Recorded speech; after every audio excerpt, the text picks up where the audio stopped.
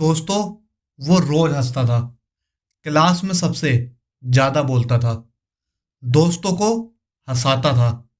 लेकिन हर रात वो अकेले कमरे में बैठकर बिना आवाज के रोता था। क्योंकि अगर वो बोल देता तो लोग कहते ड्रामा कर रहा है। क्योंकि अगर वो टूट जाता तो लोग कहते स्ट्रांग बन। लेकिन सच ये था, वो अंदर से रोज मर रहा था। और सबसे डरावनी बात, उसे बचाने वाला कोई नहीं था। क्योंकि किसी ने देखा ही नहीं कि वो रो रहा था। ये कहानी है उस इंसान की जिसकी चुप्पी उसकी सबसे तेज चीख थी। कहानी की शुरुआत, राघव हमेशा मुस्कुराता था। ऐसी मुस्कान जो सामने वाले को भरोसा दे दे कि ये इंसान ठीक है। क्लास में टीचर अगर पूछ ले सब ठीक है ना, तो सबसे पहले वही बोले हाँ मैम, बिल्कुल। दोस्त परेशान हो तो वही कहे चिल यार, मैं हूं ना। माँ जब थकी हुई दिखे तो वही बोले आज मैं खाना बना दूं। लेकिन सच ये था, राघव अंदर से हर दिन धीरे धीरे टूट रहा था। और उसे खुद भी नहीं पता था कि उसने आखिरी बार खुलकर कब रोया था। दोस्तों, राघव 21 साल का था। कॉलेज का स्टूडेंट, औसत दिखने वाला लड़का। लेकिन दिल में एक पूरा तूफान लेकर चलता था। उसके पिता 2 साल पहले गुजर चुके थे, हार्ट अटैक से। रात को सोए और सुबह उठे ही नहीं। उस दिन राघव ने पहली बार महसूस किया था कि इंसान की दुनिया एक सेकंड में खत्म हो सकती है। लेकिन उस दिन उसने रोया नहीं। क्योंकि घर में उसकी माँ थी, छोटी बहन थी और सबकी आंखों में डर था। और राघव ने उसी पल अपने अंदर एक फैसला कर लिया था, अब मैं नहीं टूटूंगा। क्योंकि अगर मैं टूट गया तो ये दोनों कैसे जिएंगे। बस यहीं से शुरू हुआ था उसका साइलेंट क्राई। दोस्तों, पिता के जाने के बाद घर की जिम्मेदारी धीरे धीरे राघव के कंधों पर आ गई। माँ सिलाई करती थी पर कमाई कम थी। बहन स्कूल में थी। राघव कॉलेज के साथ साथ रात में कैफे में काम करता था। दिन कॉलेज, शाम कैफे, रात घर। और फिर एक खामोश थकान। पर बाहर से वो वही हंसता हुआ राघव था। क्योंकि लोग थके हुए चेहरे नहीं देखते, वो सिर्फ मुस्कान देखते हैं। एक दिन कॉलेज में उसके दोस्त अमन ने कहा, भाई तू कभी दुखी नहीं होता क्या? राघव हंसा। दुखी होने का टाइम किसके पास है? सब हंस पड़े। दोस्तों, लेकिन उस रात वो बाथरूम में खड़ा शीशे में खुद को देख रहा था। आंखों के नीचे काले घेरे, चेहरे पर नकली मुस्कान।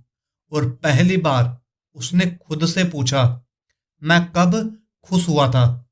लेकिन सवाल पूछते ही उसने नल खोल दिया, ताकि अगर आंसू गिरे भी तो आवाज ना आए। राघव को दर्द की आदत पड़ चुकी थी। ऐसा दर्द जो चीखता नहीं, बस अंदर ही अंदर खाता रहता है। कॉलेज की फीस बढ़ गई थी, कैफे में सैलरी कम, माँ बीमार रहने लगी थी, बहन की किताबें बदलनी थी। हर महीने एक नया बोझ। दोस्तों, लेकिन हर बार वो यही कहता, सब ठीक है। क्योंकि उसने सीख लिया था, लोग मजबूत लोगों से उनकी कमजोरी सुनना पसंद नहीं करते। एक दिन कॉलेज में एक प्रेजेंटेशन थी। राघव पूरी रात काम के बाद बिना सोए आया था। आंखें लाल थी, दिमाग भारी। प्रेजेंटेशन के बीच उसकी आवाज कांप गई। टीचर ने कहा, राघव तुम्हें ठीक से तैयारी करनी चाहिए थी। पूरी क्लास हंस पड़ी। उस पल उसे पहली बार लगा, काश कोई पूछ ले तू ठीक तो है। लेकिन किसी ने नहीं पूछा। दोस्तों, क्योंकि लोग समझते हैं जो हंसता है वो मजबूत होता है। उस दिन शाम को कैफे में भी एक ग्राहक ने शिकायत कर दी। मैनेजर चिल्लाया, फोकस नहीं कर सकते तो नौकरी छोड़ दो। राघव ने सिर झुका लिया। वो चिल्ला सकता था, कह सकता था मैं थका हुआ हूं, कह सकता था मेरे घर में माँ बीमार है, कह सकता था मेरे पिता नहीं है, लेकिन उसने कुछ नहीं कहा, क्योंकि उसने खुद को चुप रहना सिखा दिया था। दोस्तों, उस रात वो घर पहुंचा तो देखा मां बिस्तर पर थी। बहन पास बैठी रो रही थी। डॉक्टर ने कहा था किडनी इन्फेक्शन है, इलाज जरूरी है। राघव के हाथ कांप गए। इलाज का खर्च 25,000 रुपए, उसके पास 3,000। उस रात पहली बार उसका दिल पूरी तरह टूट गया, लेकिन वो रोया नहीं। उसने बहन से कहा सब ठीक हो जाएगा, माँ से कहा मैं हूं ना माँ, और फिर कमरे में आकर दरवाजा बंद कर लिया। कमरा छोटा था, एक पुराना बेड, एक टेबल और दीवार पर पिता की फोटो। राघव ने उस फोटो को देखा और पहली बार उसकी आंखें भर आई, लेकिन आवाज नहीं निकली, क्योंकि घर में कोई और सुन ले तो वो और कमजोर हो जाएगा। वो बिस्तर पर बैठ गया, हाथों में सिर दबाकर धीरे धीरे सांसें टूटने लगी, लेकिन वो रोया नहीं। वो सिर्फ चुपचाप बिखर गया। अगले दिन वो कॉलेज नहीं गया, कैफे भी नहीं गया। फोन बंद। माँ को लगा शायद थक गया होगा, बहन को लगा शायद सो रहा होगा, लेकिन सच ये था, राघव अपने कमरे में फर्श पर बैठा था और दीवार को देख रहा था। घंटों से आंखें सूखी थी, क्योंकि जब दर्द बहुत ज्यादा हो जाता है तो आंसू भी आना छोड़ देते हैं। उसके दिमाग में एक ही लाइन घूम रही थी, सब मुझ पर ही क्यों। फिर दूसरी, अगर मैं ना होता तो सब आसान हो जाता। वो खुद से डर गया, क्योंकि ये विचार उसके अपने नहीं लग रहे थे, लेकिन वो किसी से बात भी नहीं कर सकता था, क्योंकि उसने सालों से खुद को सिखाया था मर्द रोते नहीं, मजबूत लोग टूटते नहीं, और अच्छे बेटे शिकायत नहीं करते। दोस्तों, शाम को उसकी दोस्त नेहा का फोन आया। तू आज कॉलेज क्यों नहीं आया? राघव बोला, बस यूं ही। नेहा रुकी, फिर बोली, तू ठीक तो है ना? सवाल साधारण था, लेकिन राघव के अंदर कुछ हिल गया। पहली बार किसी ने सच में पूछा था, लेकिन आदत, उसने वही कहा, हाँ बिल्कुल, और फोन काट दिया। और राघव दीवार से सिर टिकाकर बैठ गया, क्योंकि उसे एहसास हुआ उसे बोलना नहीं आता।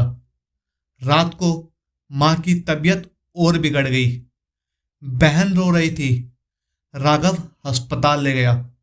दोस्तों, डॉक्टर ने कहा अगर समय पर इलाज नहीं हुआ तो हालात बिगड़ सकती है। राघव ने पूछा, कितना खर्च आएगा? डॉक्टर ने बोला, कम से कम 40,000 रुपए। राघव बाहर आकर दीवार से टिक गया। उसकी सांस तेज हो गई, सीने में भारीपन, हाथ कांप रहे थे। उसे लगा कि वो अब गिर जाएगा, लेकिन दोस्तों, फिर उसने खुद को संभाला, क्योंकि घर में रोने वाला वो नहीं हो सकता था। अस्पताल की सीढ़ियों पर बैठकर उसने पहली बार अपनी जेब खाली की। 3,000 रुपए, एक एटीएम कार्ड जिसमें 800 रुपए, फोन में 5 मिस कॉल कैफे से। उसने फोन बंद कर दिया और पहली बार उसके अंदर एक खतरनाक शांति आ गई। ऐसी शांति जो तूफान से पहले आती है। उसी अस्पताल में एक पोस्टर लगा था, अगर आप मानसिक तनाव में हैं तो बात करें, आप अकेले नहीं रहें।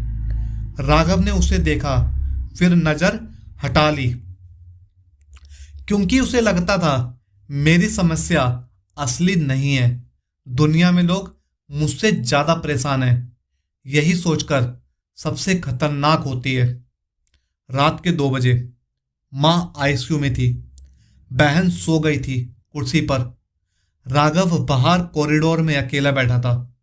सफेद दीवारें, नीली लाइट और चारों तरफ मौन। उसने फोन निकाला, नोट्स ऐप खोला और पहली बार कुछ लिखा। अगर मैं कल ना उठूं तो किसी को दोष मत देना। मैंने कोशिश की थी। उसके हाथ कांप रहे थे, उसकी आंखों में आंसू थे, लेकिन वो रो नहीं रहा था। वो बस अंदर ही अंदर डूब रहा था। उसी पल उसका फोन बजा। नेहा। उसने कॉल काट दिया, फिर बजा, फिर तीसरी बार वो परेशान हो गया। फोन उठाया। क्या हुआ? उसने रूखे स्वर में कहा। नेहा बोली, तू ठीक नहीं लग रहा, सच बताना। राघव बोला, मैं ठीक हूं। नेहा चुप रही, फिर बोली, नहीं तू ठीक नहीं है। वो लाइन जैसे किसी ने उसकी दीवार पर पहली दरार डाल दी हो।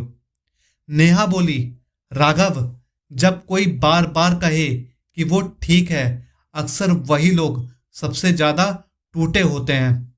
फोन के उस पार शांति थी, फोन के इस पार राघव की सांसें भारी। उसकी आंखों से पहली बार बिना रोके आंसू गिरने लगे, लेकिन आवाज नहीं निकली, क्योंकि वो अब भी सीख रहा था कैसे रोते हैं। नेहा ने कहा, तू अकेला नहीं है, बस बोल दे जो भी अंदर है। राघव ने मुंह खोला, लेकिन आवाज नहीं आई। फिर उसने गहरी सांस ली और पहली बार अपने जीवन में किसी को बताया, मैं थक गया हूं, बस इतना ही। लेकिन उस एक लाइन में सालों का दर्द था। फिर जैसे डैम टूट गया। उसने सब बता दिया, पिता की मौत, जिम्मेदारियां, पैसों की परेशानी, माँ की बीमारी, नींद ना आना, खुद से नफरत और वो डर कि कहीं वो हार ना जाए। फोन के उस पार नेहा रो रही थी, लेकिन वो चुपचाप सुन रही थी, बीच में नहीं टोका, क्योंकि कभी कभी सबसे बड़ी मदद बस सुन लेना होती है। राघव रो रहा था, खुलकर, आवाज के साथ, कांपते हुए। उस रात पहली बार उसका दर्द आवाज बना था, और वो आवाज किसी ने नहीं सुनी थी। नेहा ने कहा, तू अभी अस्पताल में है? राघव ने कहा, हाँ। कौन सा? उसने बताया। 20 मिनट बाद नेहा वहां आकर खड़ी हुई, हाथ में 2 कप चाय, आंखों में सच की चिंता। उसने बिना कुछ कहे एक कप राघव को दिया और पास बैठ गई। कुछ देर बाद राघव बोला, मुझे शर्म आ रही है। किस बात की? नेहा ने पूछा। कमजोर होने की। नेहा ने उसकी तरफ देखा और कहा, कमजोर होना नहीं, कमजोरी छुपाना सबसे खतरनाक होता है। दोस्तों, वो लाइन राघव के दिल में सीधे उतर गई। अगले दिन मां की हालात थोड़ी बेहतर हुई। डॉक्टर ने कहा, समय पर आ गए, वरना मुश्किल हो जाती। राघव ने राहत की सांस ली, लेकिन पैसों की चिंता अब भी थी। नेहा ने कॉलेज में अपने दोस्तों से बात की। एक मेडिकल फंड था, कुछ प्रोफेसरों ने मदद की, एक एनजीओ से संपर्क हुआ। धीरे धीरे इलाज का इंतजाम हुआ। राघव हैरान था, उसे लगा था दुनिया अकेली छोड़ देती है, लेकिन सच ये था, दुनिया तब मदद करती है जब हम बोलते हैं। और वो कभी बोला ही नहीं था। एक हफ्ते बाद माँ अस्पताल से घर आई। कमजोर थी, लेकिन मुस्कुरा रही थी। बहन ने राघव को गले लगाया और पहली बार कहा, भैया आप भी रो सकते हो। वो लाइन उसके दिल को तोड़ गई और उसे जोड़ भी गई। उस रात राघव अपने कमरे में पिता की फोटो के सामने बैठा और बोला, पापा मैं मजबूत बनने की कोशिश में खुद को ही भूल गया था। उसकी आंखों से आंसू गिर रहे थे, लेकिन इस बार उन्हें छुपाया नहीं। धीरे धीरे राघव बदलने लगा। वो अब भी जिम्मेदार था, अब भी मेहनती था, लेकिन अब वो चुप नहीं रहता था। थक जाता तो कह देता, आज बहुत भारी लग रहा है। परेशान होता तो कह देता, मुझे बात करनी है। और हैरानी की बात, लोग सुनते थे। एक दिन कॉलेज में अमन ने फिर कहा, भाई तू हमेशा खुश कैसे रहता है? राघव मुस्कुराया, लेकिन इस बार बोला, हमेशा खुश नहीं रहता, बस अब दिखाता नहीं हूं कि ठीक हूं। जब ठीक नहीं होता, अमन चुप हो गया। फिर बोला, भाई क्या मैं भी कुछ बोल सकता हूं? और वही कॉलेज की कैंटीन में एक और साइलेंट क्राई आवाज बन गया। समय बीतता गया। राघव ने पार्ट टाइम बदल लिया। बेहतर जॉब मिली, माँ की तबीयत संभल गई, बहन फिर से हंसने लगी। लेकिन सबसे बड़ी जीत, राघव अब खुद से नहीं भागता था। एक दिन वो उसी अस्पताल के बाहर खड़ा था जहां कभी उसने नोट्स ऐप में अलविदा लिखा था। उसने वही पोस्टर फिर देखा, आप अकेले नहीं हैं। इस बार उसकी नजर नहीं हटी। उसने फोटो खींची और अपने सोशल मीडिया पर लिखा, अगर आप मुस्कुरा रहे हैं लेकिन अंदर से टूट रहे हैं तो याद रखना, चुप्पी ताकत नहीं होती, मदद मांगना ताकत होती है। उस पोस्ट पर दर्जनों मैसेज आए, भाई मैं भी यही फील करता हूं, आज पहली बार किसी को कॉल किया, थैंक यू, आज मैं रो पाया। राघव पढ़ता रहा, आंखें नम, लेकिन दिल हल्का। और उसे समझ आया, सबसे खतरनाक रोना वो नहीं होता जो आवाज के साथ आए। सबसे खतरनाक रोना वो होता है जो कोई सुन ही ना पाए। आज भी राघव हंसता है, आज भी दूसरों को संभालता है, लेकिन अब वो खुद को भी संभालता है। क्योंकि उसने सीख लिया है, जो इंसान सबसे ज्यादा मुस्कुराता है, अक्सर वही सबसे ज्यादा थका होता है। और जो अपनी चुप्पी तोड़ देता है, वही सच में मजबूत होता है। और शायद आज कोई आपके आसपास भी मुस्कुरा रहा हो, लेकिन अंदर से टूट रहा हो। तो बस एक सवाल पूछ लेना, तू सच में ठीक है ना? क्योंकि कभी कभी यही एक सवाल किसी की जिंदगी बचा लेता है। तो दोस्तों, मैं मिलूंगा अगली वीडियो में। धन्यवाद।